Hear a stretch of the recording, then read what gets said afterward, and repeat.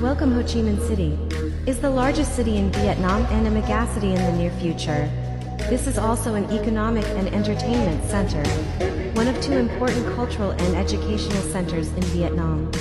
Ho Chi Minh City is a centrally run city belonging to the special urban category of Vietnam, located in the transition zone between the southeast and the southwest.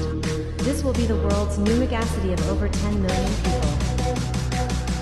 Now we are in Ho Chi Minh City. Nằm sớm chạm sức lấp lạnh như đèn pha em làm anh xuất sắc như bên thẻ đeo tay. Là bị em phân anh phân định cái vật ba là chẳng cần đi chẳng muốn đi em đang làm bên anh. Chào mừng quý khách đến với tuyến metro số 1 Bến Thành Suối Tiên. Thank you for choosing our service. We are looking forward to seeing you again. Cảm ơn quý khách đã lựa chọn sử dụng dịch vụ của chúng tôi. Xin chào và hẹn gặp lại.